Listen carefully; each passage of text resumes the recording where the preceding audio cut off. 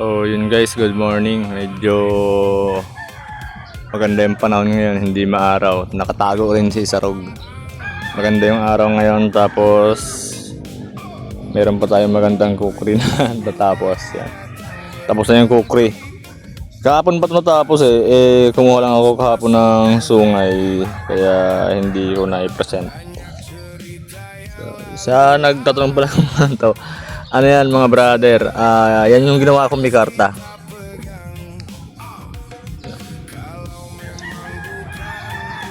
Mikarta yan.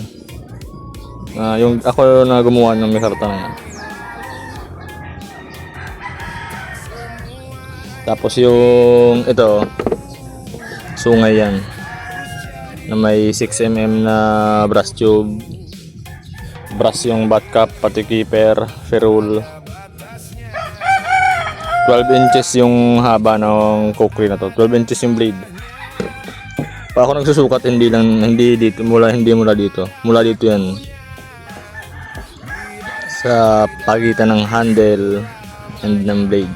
So 12 inches yan mula dito hanggang tip.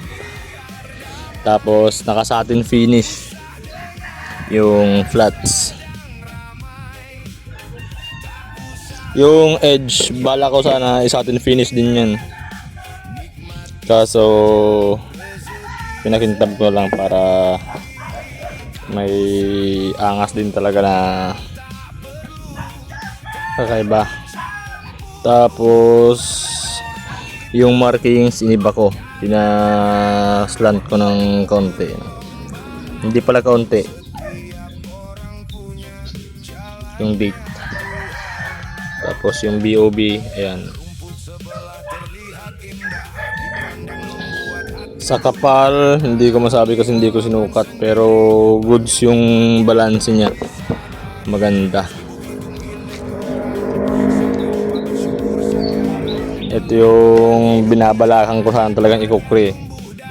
So bago ko sana kayo magpapa-order, gusto kong makagawa ng Kydex na mahaba. Kaso wala yung hindi pa inaabot ng bagay, madali rin natin yan soon. Ito kuyoyo to, in-stain ko lang para mukhang mas maangas si Norman. Ang pangalan niyan Norman.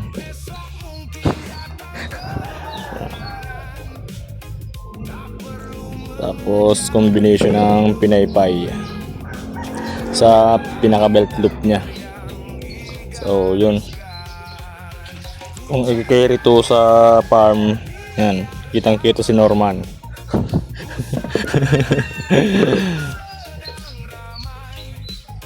Tapos nilagyan ko na rin kagabi ng pulang paracord na may 10 snake nut.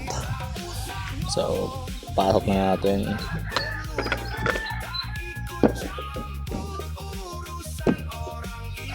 Yung pasok na pasok mga brother. Available pa rin to.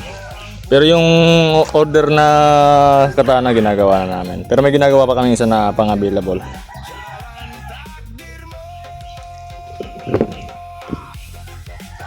So yan.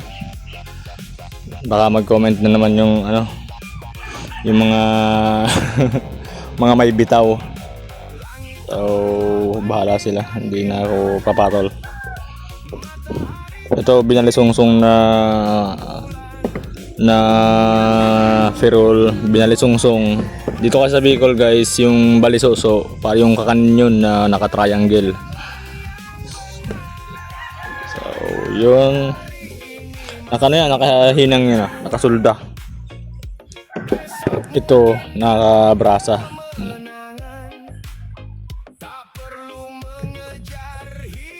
So yun lang mga brother. Right.